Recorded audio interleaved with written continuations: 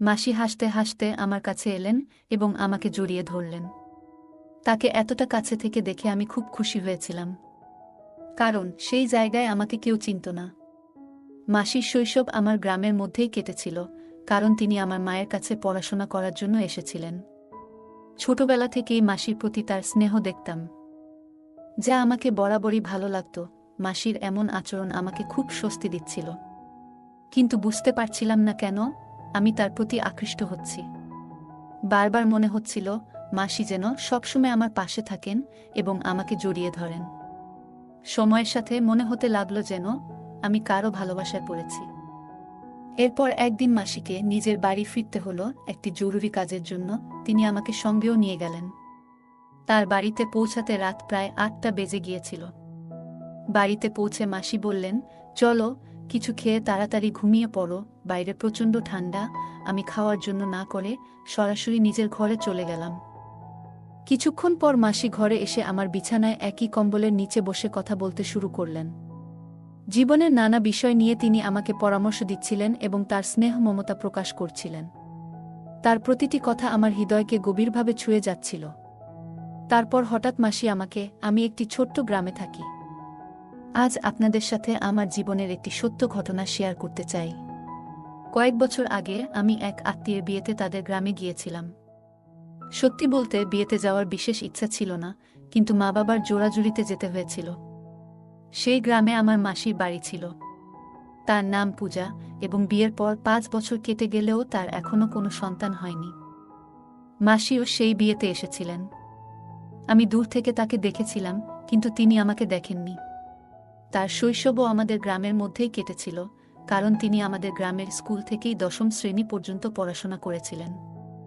ছোটবেলা থেকেই মাসিকে আমি খুব পছন্দ করতাম, কারণ তিনি সবসময় আমার প্রতি খেয়াল রাখতেন। ৫ বছর পর মাসিকে আবার দেখলাম। বিয়ের কিছুদিন আগে শেষবার তাকে আমাদের গ্রামে দেখেছিলাম। এবার তাকে দেখে মনে হচ্ছিল তিনি যেন অনেক বদলে গেছেন। তার সৌন্দর্য দেখে আমি মুগ্ধ হয়ে গেলাম। তিনি যেন কোনো সিনেমার নায়িকার চেয়েও সুন্দর লাগছিলেন। তার সৌন্দর্য ভাষায় প্রকাশ করা সত্যিই কঠিন। মনে হলো আমি প্রথমবারের মতো কোনো মেয়ের প্রতি আকৃষ্ট হচ্ছি। আমি একটু লাজুক এবং শান্ত প্রকৃতির ছিলাম, সহজে কারো সঙ্গে মিশতাম না, বিশেষ করে মেয়েদের সঙ্গে। কিন্তু সেদিন মাসির সৌন্দর্য এবং তার উপস্থিতি আমার সব চিন্তাভাবনা বদলে দিয়েছিল।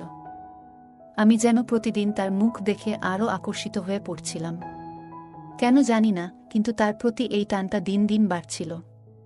নিজের মনের উপর অনেক নিয়ন্ত্রণ আনার চেষ্টা করলাম, কিন্তু মন যেন আমার কথা শুনতেই চাচ্ছিল না। যেখানেই সে যেত, আমি লুকিয়ে তাকে দেখতাম। একদিন আমার মনে হলো আমি যেন আর নিজের ইচ্ছাকে আটকাতে পারছি না। কয়েক ঘন্টার মধ্যেই আমি সাধারণ একজন মানুষ থেকে একজন পাগল প্রেমিকে রূপান্তরিত হয়ে গেলাম। সেই সময় জানুয়ারি মাস ছিল, শীতের তীব্রতা বেড়েই চলেছিল। রাতের বেলা ঠান্ডা যেন অসহ্য হয়ে উঠত। বিয়ের মৌসুম ছিল, কিন্তু থাকার তেমন কোনো বিশেষ ব্যবস্থা ছিল না। তখন আমার মাথায় একটাই চিন্তা ঘুরছিল, এই ঠান্ডায় রাতটা কিভাবে কাটাবো। কিন্তু মনে হলো ঈশ্বর আমার কথা শুনলেন, আমার সমস্যার যেন সমাধান মিলল, কারণ সেই সময় মাসি হাসি মুখে আমার কাছে এসে আমাকে আলিঙ্গন করলেন। তাকে দেখে আমি অত্যন্ত খুশি হলাম, কারণ সেখানে আমার পরিচিত কেউ ছিল না। মাসির শৈশব আমাদের গ্রামেই কেটেছে এবং তিনি আমাদের গ্রামের স্কুল থেকেই পড়াশোনা করেছিলেন। মাসির সেই মুহূর্তের আলিঙ্গন যেন আমাকে এক অদ্ভুত প্রশান্তি এনে দিল।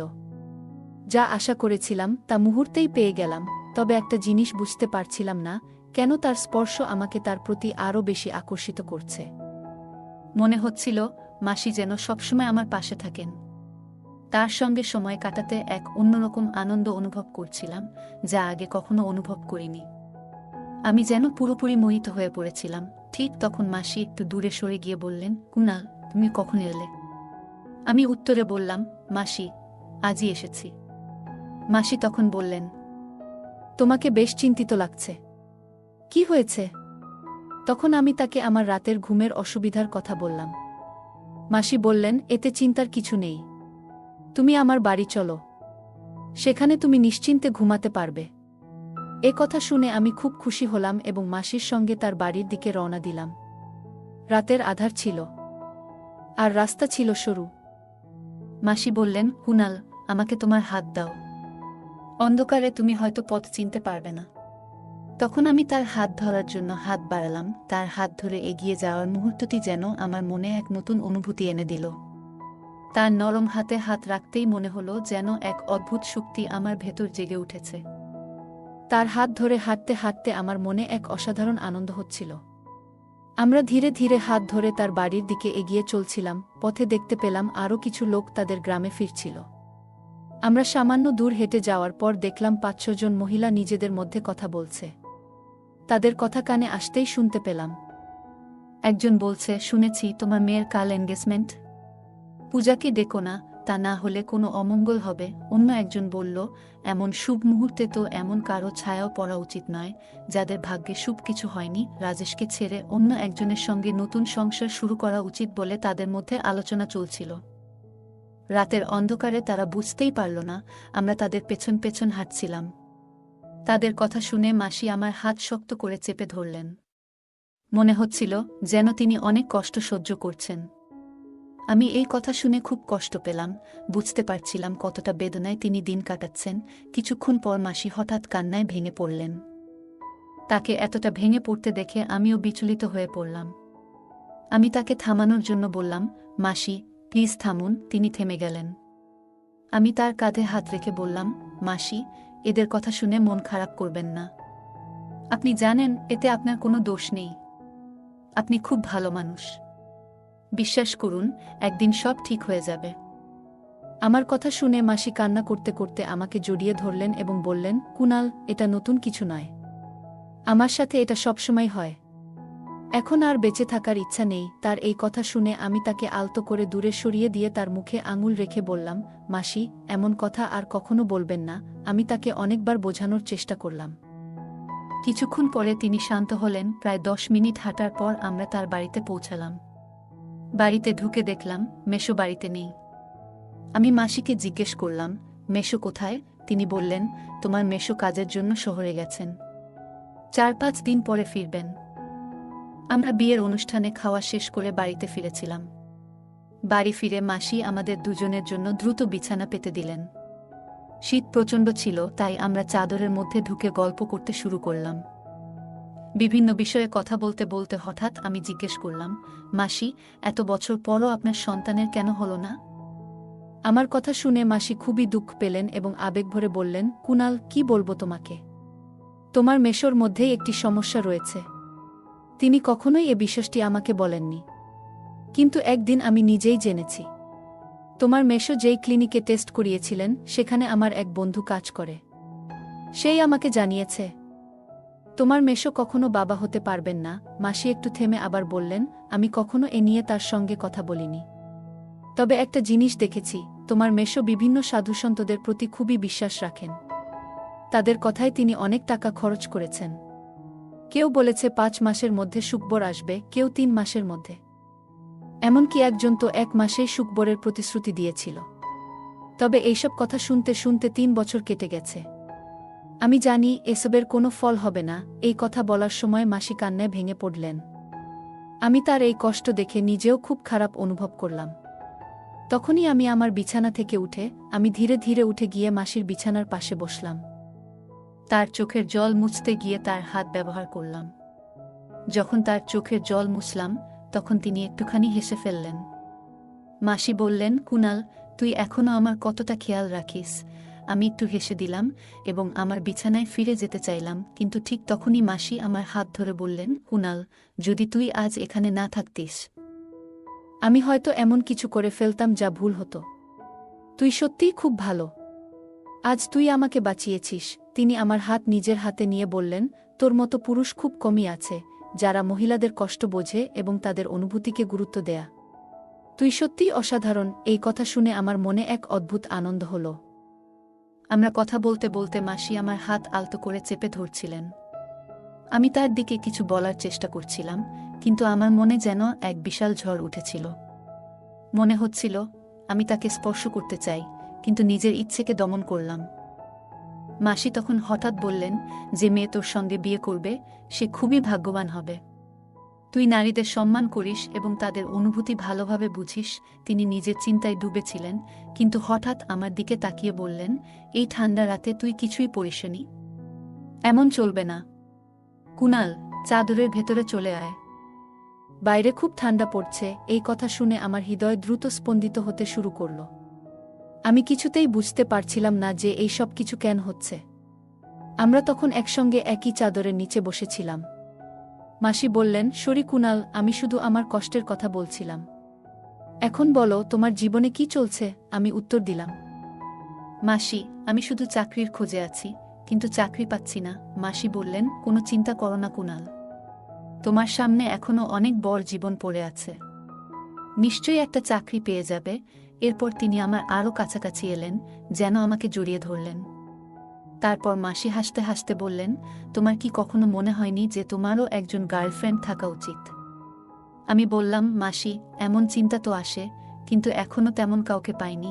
মাসি মুচকি হেসে আমার দিকে ফিরে বললেন, তাহলে বলো, তোমার কেমন গার্লফ্রেন্ড চাই? আমি সঙ্গে সঙ্গে উত্তর দিলাম, ঠিক আপনার মতো। মাসি অবাক হয়ে হাসতে হাসতে বললেন, আমার মতো কেন? আমি বললাম, কারণ আপনি খুব সুন্দর, বুদ্ধিমতী আর মনের দিক থেকে অসাধারণ একজন মানুষ। মাসি মজা করে বললেন, তুই মিথ্যে বলছিস। আমি হেসে বললাম, মিথ্যে কেন বলবো মাসি? যদি আপনি আমার চোখ দিয়ে নিজেকে দেখতে পারতেন, তাহলে বুঝতে পারতেন আমি সত্যি বলছি না মিথ্যা বলছি। এরপর মাসি একটু থেমে জিজ্ঞেস করলেন, তুই আমাকে নিয়ে কি ভাবিস? আমি শান্তভাবে উত্তর দিলাম, মাসি, আপনাকে আমার খুব ভালো লাগে। ধীরে ধীরে আমার মনে হচ্ছিল মাসিও হয়তো আমার প্রতি একটু আগ্রহ দেখাচ্ছেন। বাইরে ঠান্ডা বাড়ছিল, আর ঘরের পরিবেশ যেন উষ্ণ হয়ে উঠছিল। মাসি হেসে বললেন, কুনাল, তুই প্রথম ব্যক্তি যে আমার এত প্রশংসা করল। তার মুখে এমন উচ্ছ্বাস ছিল যেন আমার কথাগুলো তাকে অনেক খুশি করেছিল। আসলে সবারই নিজের প্রশংসা শুনতে ভালো লাগে, আর আমার মাসি প্রশংসারই যোগ্য ছিলেন। আমি মাসিকে একটা কথা বলতে চেয়েছিলাম, কিন্তু কথাগুলো আমার মুখে এসে আটকে গেল। বুঝতে পারছিলাম না কেন, কিন্তু একটা জিনিস স্পষ্ট ছিল, আমি চাইতাম মাসি সব সময় সুখী থাকুক এবং তার সব দুঃখ ভুলে থাকুক। অবশেষে সাহস করে বললাম, মাসি, আমার একটা কথা বলার আছে। প্লিজ, রাগ করবেন না। মাসি বললেন, বল কুনাল, তুই যা বলতে চাস। আমি বললাম, মাসি, আমি আপনাকে জীবনের নতুন সূচনা করতে সাহায্য করতে পারি। আমার কথা শুনে মাসি চুপ হয়ে গেলেন, আর আমি একটু নার্ভাস হয়ে পড়লাম। কিছুক্ষণ পর মাসি চুপ ভেঙে বললেন, কুনাল, তুমি যা বলেছ সেটা কি তুমি ভেবে বলেছ? আমি তোমার মাসি, স্ত্রী নই। তারপর মাসি কিছুক্ষণ নীরব থাকলেন। পরে বললেন, কুনাল, আমি ভাবছি এটা কি সঠিক হবে। আমি বললাম, যদি কোনো কিছু ঠিক করার জন্য সামান্য ভুল করতে হয়, তবে আমার মতে সেটা ভুল নয়। মাসি বললেন, তোমার কথায় যুক্তি আছে, কিন্তু আমাকে একটু ভাবার সময় দাও। আমি সম্মতি দিয়ে বললাম, ঠিক আছে মাসি, আপনি চিন্তা করে নিন। এরপর আমরা দুজন ঘুমিয়ে পড়লাম, কারণ পরদিন সকালে আমাকে একটি অনুষ্ঠানে যেতে হতো। পরের দিন আমি খুব সকালে উঠে পড়লাম, কারণ সকাল 7টায় আমাকে বের হতে হতো। বের হওয়ার সময় মাসি বললেন, কুনাল, সন্ধ্যায় ফিরে আসতে ভুল করো না। আমি তোমার জন্য অপেক্ষা করব। আমি মাথা নেড়ে বারাতের সঙ্গে বের হয়ে গেলাম। সেদিন মাসি অনুষ্ঠানে আসেননি। রাতে 9টা নাগাদ আমি খাওয়া সেরে মাসির বাড়ি ফেরার সিদ্ধান্ত নিলাম। মাসি তখন আমারই অপেক্ষায় ছিলেন। আমাকে দেখে হাসতে হাসতে বললেন, কুনাল, আজ তোমাকে খুব মিস করেছি। আমি বললাম, মাসি, আমিও আপনাকে খুব মনে করছিলাম। এরপর মাসি কফি বানিয়ে আনলেন। আমরা একসঙ্গে কফি খেতে খেতে কথা বলতে লাগলাম। হঠাৎ মাসি বললেন, কুনাল, তোমার গতকালের কথায় আমি রাজি হয়েছি। আমি বললাম, মাসি, একবার চেষ্টা করে দেখুন। আপনার ভবিষ্যৎ শুধু সুখ আর আনন্দে ভরে উঠবে। মাসি বললেন, তোমার এই উপকার আমি কখনো ভুলব না। তুমি আমার জন্য ঈশ্বরের মতো। তারপর আমাদের কথা আর অনুভূতি ধীরে ধীরে আমাদের আরও কাছাকাছি নিয়ে এলো। পরদিন সকালে মাসি খুব খুশি মনে ছিলেন। তাকে দেখে আমার মনও আনন্দে ভরে উঠল। মাসি আমাকে বললেন, কুনাল, তুমি আমার সমস্ত ইচ্ছা পূরণ করেছ। তোমাকে অসংখ্য ধন্যবাদ। আমি সঙ্গে সঙ্গে বললাম, মাসি, ধন্যবাদ দেওয়ার কিছু নেই। আমি শুধু চাই আপনি সবসময় সুখে থাকুন। আর আমি ঈশ্বরের কাছে প্রার্থনা করব যাতে আপনার জীবনে কখনো দুঃখ না আসে। এইভাবে আমি মাসির বাড়িতে 3 দিন কাটালাম এবং তার মুখে হাসি ফোটানোর জন্য যথাসাধ্য চেষ্টা করলাম। যখন বাড়ি ফেরার সময় হলো, তখন মাসির চোখে জল ছিল। আমি তাকে জড়িয়ে ধরে বললাম, আবার দেখা হবে মাসি। এই বলে আমি বাড়ির উদ্দেশ্যে রওনা হলাম। প্রায় ৩ মাস পর মাসির ফোন এলো। ফোনে মাসি আমাকে জানালেন যে তিনি মা হতে চলেছেন। এই সুখবরটি পাওয়ার পর আমি আনন্দে আপ্লুত হয়ে উঠলাম এবং ঈশ্বরের প্রতি কৃতজ্ঞতা জানালাম। কিছু মাস পর আমার মাসি একটি ফুটফুটে ছেলের জন্ম দিলেন। আমার খুব ইচ্ছে ছিল আমি তাদের বাড়ি গিয়ে ছোট্ট ভাইটিকে দেখে আসি। কিন্তু তখনই আমার নতুন চাকরি শুরু হয়েছিল। ছুটি নেওয়া সম্ভব ছিল না, কারণ নতুন কাজে ছুটি নেওয়া মানে ঝুঁকি। সেই সময় স্মার্টফোনও ছিল না, যার কারণে আমি তার ছবি পর্যন্ত দেখতে পারিনি। প্রায় ১ বছর পর আমার বিয়েতে মাসির সঙ্গে দেখা হলো। সেই সময় প্রথমবার আমার ছোট ভাইকে দেখি। তাকে দেখে আমার চোখে জল চলে এসেছিল। আবেগে আমি ভেঙে পড়লেও নিজেকে সামলে নিলাম। মাসিও খুব খুশি ছিলেন। তাদের আনন্দ দেখে আমার মনে হলো জীবন যেন সফল হয়েছে। বন্ধুরা, এই ছিল আজকের ছোট্ট গল্প। গল্পটি কেমন লাগলো কমেন্ট করে জানান। যদি ভালো লেগে থাকে তাহলে অবশ্যই লাইক করুন এবং আপনার বন্ধুদের সঙ্গে শেয়ার করুন।